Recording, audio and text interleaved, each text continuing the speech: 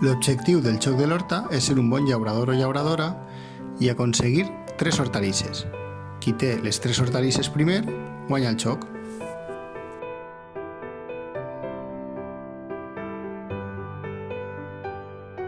Les cartes de recursos són les que ens van a permetre obtindre les targetes de cultiu. Per exemple, si tenim la carta del cuc de terra i la carta de les restes orgàniques, obtindrem la targeta del compost. Una vegada ja tenim el compost, podem aconseguir un brot. Per això necessitem les llavors i la carta de l'aigua. Per fer créixer el brot necessitarem les cartes de l'aigua i del sol i així aconseguirem la targeta planta. Quan ja tenim la planta sencera, només ens falta aconseguir l'hortalissa. Com? Ho farem si juntem la carta de l'abella i la carta de la flor.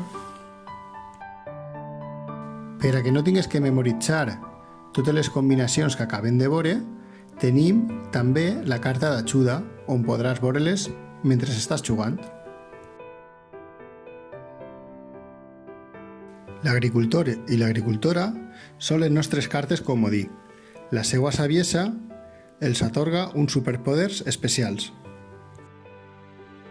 Els seus superpoders els permeten convertir-se en la carta de recurs que nosaltres anem buscant, ja siga la de restes orgàniques, la de cuc de terra, llavors, aigua, sol, abella o flor, i així obtenir la targeta de cultiu desitjada.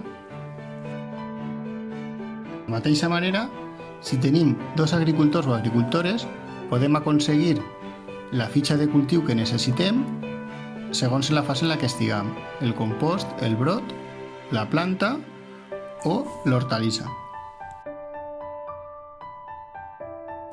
Per a dibuixar correctament la planta en el teu hort, recorda que quan passes la fase de compost i la fase de brot, has de girar les targetes per a que es vegi bé el dibuix.